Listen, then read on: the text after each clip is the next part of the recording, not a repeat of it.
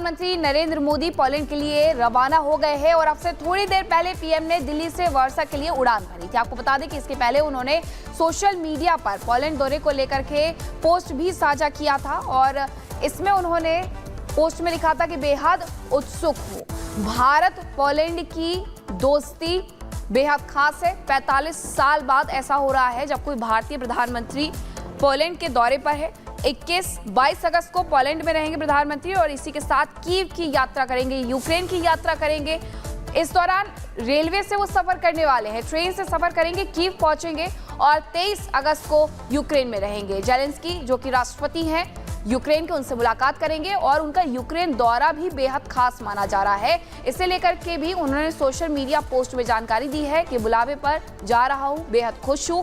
आपको बता दें कि इसके पहले प्रधानमंत्री नरेंद्र मोदी ने रूस की यात्रा की थी। अब रूस और यूक्रेन के बीच जो युद्ध चल रहा है, उन सब के मौजूदा हालात के बीच प्रधानमंत्री नरेंद्र मोदी का रूस की यात्रा के बाद यूक्रेन की यात्रा करना माना जा रहा है कि एक शांति संदेश दिया जाएगा। प्रधानमंत्री नरेंद्र मोदी जब रूस की यात्रा पर थे तो राष्ट्रपति व्लादिमीर पुतिन से उन्होंने युद्ध रोकने की बात कही थी और एक बार फिर से जेलेंस्की से भी वो इस पर संवाद करेंगे।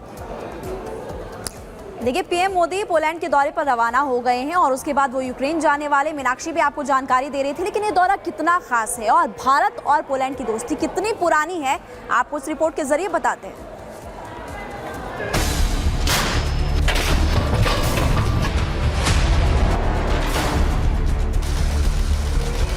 रूस और यूक्रेन के आसमान में बारूद बरस रहा है। बम गोलों की बारिश हो रही है। कदम कदम पर धमाके हो रहे हैं।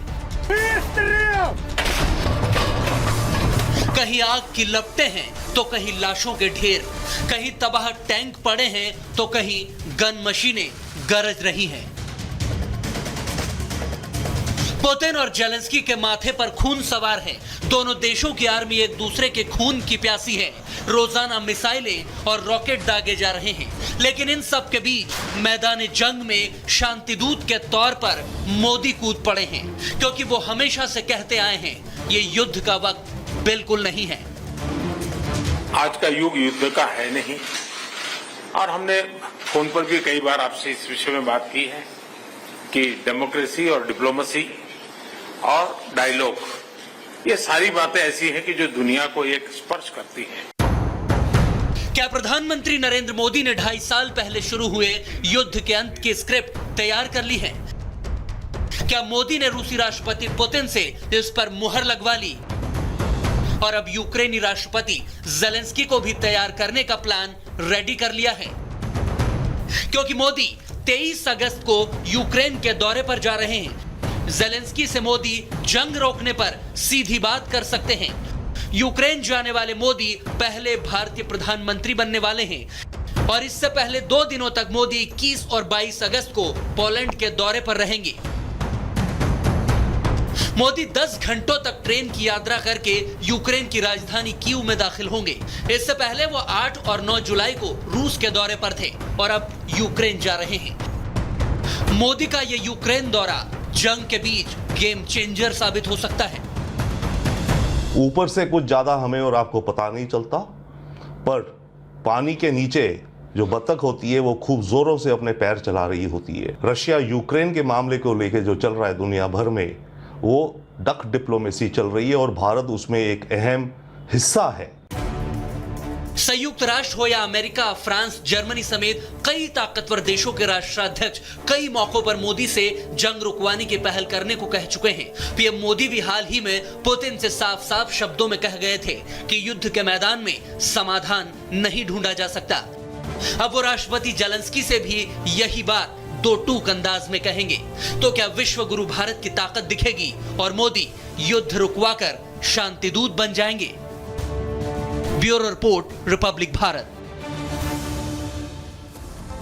और भारत और पोलैंड की दोस्ती कितनी खास रही, अब ये जानकारी आपके सामने रख देते हैं। देखिए, यूक्रेन रूस युद्ध में पोलैंड ने भारत की मदद की थी। यूक्रेन में फंसे भारतीय छात्रों को आपको याद है कि निकाल कर लाया गया था और उसमें मदद पोलैंड ने की थी। 1940 में भारत ने 6000 पोलिश महिलाओं को शरण दी थी। उस वक्त की बात है, जामनगर कोल्हापुर में पोलिश महिलाओं को शरण भारत ने दी थी और तब से ही वो महिलाएं खुद को इंडिया पोलिश कहती हैं, इंडियाना पोलिश कहती हैं। तो किस तरह के मजबूत संबंध रहे हैं और 45 साल का एक गैप जरूर आया, लेकिन अब पहले भारतीय प्रधानमंत्री हैं जो पोलैंड यात्रा पर जा रहे हैं और संबंधों में और मजबूती की उम्मीद इससे की जा रही है। ऐसे में दौरा बहुत अहम हो जाता है। 2 दिन तक पोलैंड में रहेंगे और उसके बाद आगे यूक्रेन जाने का प्रधानमंत्री का कार्यक्रम रहने वाला है। तो ऐसे में यूक्रेन के साथ भी बातचीत अहम रहने वाली है, क्योंकि शांति दूत के तौर पर भारत काम कर सकता है और पोलैंड के साथ संबंधों में और विस्तार और मजबूती लाने की कोशिश की जा रही है। प्रधानमंत्री नरेंद्र मोदी पोलैंड के दौरे पर हैं, वार्सा के लिए रवाना हो गए थोड़ी देर पहले। 21 और 22 अगस्त को वहां पर रहेंगे और उसके बाद यूक्रेन की यात्रा पर रहेंगे। और अब खबर बांग्लादेश से जुड़ी हुई। बांग्लादेश में हिंदुओं के खिलाफ हिंसा अभी भी जारी है।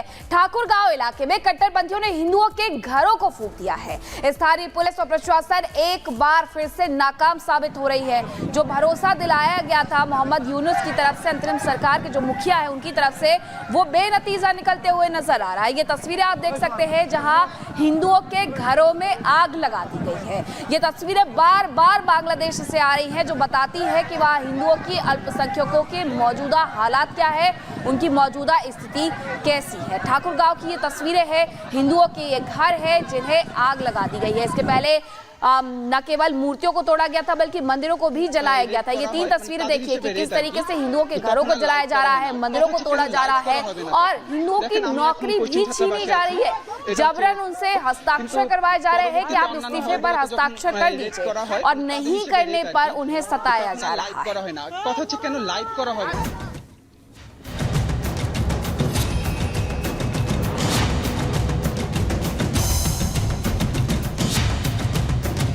बांग्लादेश सरकार के दावे ध्वस्त,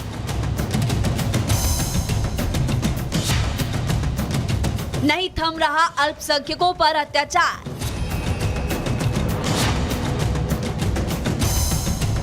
नौकरी से लेकर जायदाद पर खतरा बरकरार।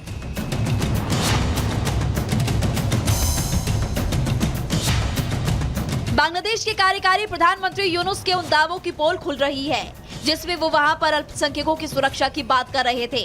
बांग्लादेश में हिंदुओं पर अत्याचार जारी है। इसी क्रम में एक ऐसा ही वाकया बांग्लादेश के कुश्तिया जिले से सामने आया, जहां कट्टरपंथियों की भीड़ ने एक हिंदू मंदिर पर हमला बोल दिया।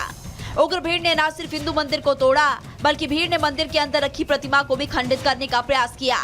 यहाँ ये जानना अहम है कि आखिर कौन सी ऐसी वजह है जिसके चलते अचानक शांत पड़े बांग्लादेश में हिंदू अल्पसंख्यकों को निशाना बनाया जाने लगा। इसके पीछे सबसे बड़ी वजह वहां के राजनीतिक हालात है, जहां मुस्लिम कट्टरपंथियों की सत्ता में दखल सबसे बड़ी वजह मानी जाती है। जमाते इस्लामी हिंदुओं को निशाना बनाता है। हिंदुओं की जमीन पर कब्जा करना इसके पीछे मकसद है और मुस्लिम वोटर्स को बांग्लादेश सरकार ने छूट दी है। राजनीतिक पार्टियां ध्रुवीकरण करवाती है। हालांकि बांग्लादेश में हिंदुओं पर हमले कोई नई बात तो नहीं है, पहले भी हिंदुओं पर हमले होते रहे हैं, लेकिन शेख हसीना के तख्ता पलट के बाद से ऐसे बिगड़े हैं हालात कि सुधरने का अब नाम नहीं ले रहे। आए दिन किसी न किसी हिंदू मंदिर पर हमले हो रहे हैं। बीते दिन कट्टरपंथियों की भीड़ ने न सिर्फ ढाका कॉलेज पर हमला किया बल्कि अंदर बने मंदिर को भी नुकसान पहुंचाया। लेकिन बांग्लादेश में अल्पसंख्यकों की कोई सुनने वाला नहीं है। अंतरिम सरकार मुखदर्शक बनी हुई है, ना तो मुकदमा दायर किए जा रहे हैं और ना ही कोई कार्रवाई की जा रही है, जिसके पीछे बांग्लादेश घटती हिंदुओं की आबादी है। बांग्लादेश में हिंदू आबादी 7.9 लाख प्रतिशत, ढाका में 24 लाख, रंगपुर में 20 लाख, खुलना की बात करें तो 20 लाख है, सिलहट में 13 लाख तो चटगांव में 20 लाख। 7 जनवरी 2024 को बांग्लादेश में हुए आम चुनावों में वहां रहने वाले अल्पसंख्यक समुदाय ने प्रधानमंत्री शेख हसीना की पार्टी अवामी लीग को वोट किया था ताकि वो सुरक्षित और शांति से रह सके।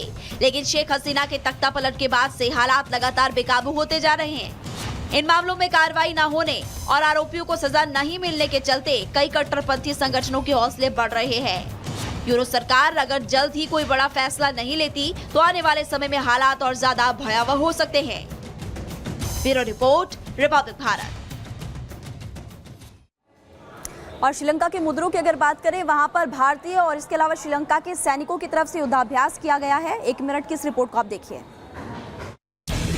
श्रीलंका के मदुरु ओया में भारत और श्रीलंका की सेनाओं ने मित्र शक्ति सैन्य अभ्यास के अंतिम चरण में भाग लिया, जिसमें स्नाइपर ग्रिड बनाकर पूरे क्षेत्र को स्कैन किया और हमले के लिए रास्ता भी साफ किया गया। मित्र शक्ति युद्धाभ्यास 12 अगस्त को शुरू हुआ था, जो 25 अगस्त तक चलेगा। कुल 106 जवान इस सैन्य अभ्यास में श्रीलंका पहुँचे हैं। सेना के जवानों ने आतंकी गतिविधियों को नाकाम करने का भी अभ्यास किया, साथ ही आईईडी का पता लगाने और उन्हें निष्क्रिय करने का अभ्यास भी कराया गया। आईईडी का इस्तेमाल लगातार सीमाओं पर आतंकी हमलों के लिए किया जा रहा है, जिसे देखते हुए सेना के जवानों को बारीकी से आईईडी की जानकारी दी गई है। भारत और श्रीलंका की सेनाओं ने मित्र शक्ति अभ्यास में डॉग को भी तैनात किया। भारतीय सेना ने बेल्जियम मेलिनोइस नामक